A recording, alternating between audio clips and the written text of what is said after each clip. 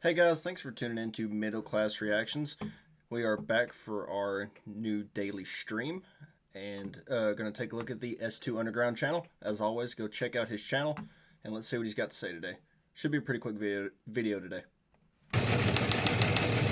This is The Wire for 2300 Zulu, April 2nd, 2025. Precedence is routine. Information cutoff is 2200. Bottom line up front. Multiple American aircraft carriers deployed to Middle East. Strategic deployments continue. Beginning with international events. In the Middle East, significant naval deployments are either underway currently or have been recently announced. Yesterday afternoon, CENTCOM announced several operational changes throughout the AOR.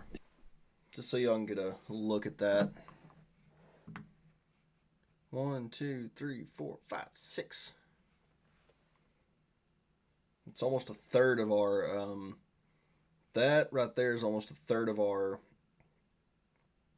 fleet of B-2 Spirits, and there could be 4 more in these. These are hangars built specifically for the B-2 Spirit, so there theoretically could be 4 more in here that we don't know about, which would make it 10, which would be exactly half of our B-2 Spirit fleet. Then you got these tankers over here.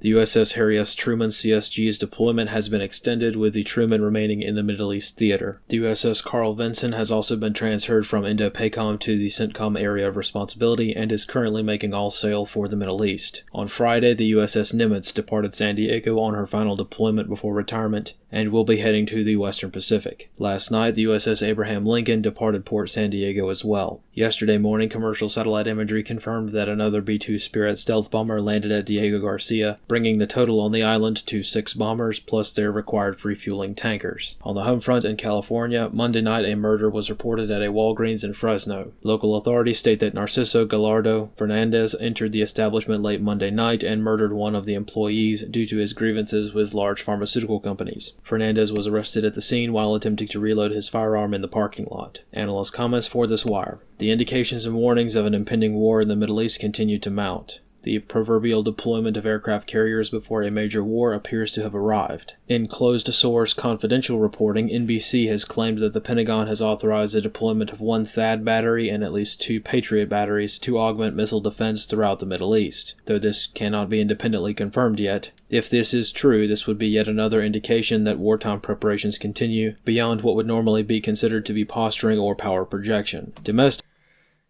Guys, I really think in the next few weeks we're going to be bombing Iran, and it won't be a war, it'll be a military action, because war has to be approved by Congress. So we haven't technically been at war since World War II, or maybe Korea. I don't even know if Korea was. Yeah, Vietnam, that whole thing you thought was a war. Military action. The last 2 decades of fighting in the Middle East, no, military action. So kind of crazy, isn't it? Think the initial invasion, I think Desert Storm might have been voted in. Maybe. I'd have to look that up. But Desert Storm might have been approved by Congress. Besides that, military actions. I know they felt like wars. Nope. So don't think that to be at war with Iran that it has to be an official war. It could be a military action and be the same thing. Various political protests are scheduled for April 5th. The hands-off protests originated from organized labor unions. However, most far-left groups are also planning to use the day to conduct low-level attacks, such as vandalism against Tesla vehicles. Of course, the impact that these events will have is dictated mostly by funding. Events involving labor unions will obviously be much larger than smaller and uncoordinated groups of malign actors seeking to break things. Nevertheless, increased vigilance is recommended, particularly in areas where Tesla vehicles and Trump supporters have been targeted so far. This concludes The Wire for 2300 Zulu, April 2nd, 2025. Alright guys, so that's going to be the end of that video today. Just a few things on especially the protest there at the end. There's one thing you got to remember. Eventually, at some point, you're going to have the other side of the aisle, the right side, get sick of it. I hope that's not coming soon, because if we have another round of like we did during like the George Floyd riots under Trump, it's not going to be pretty.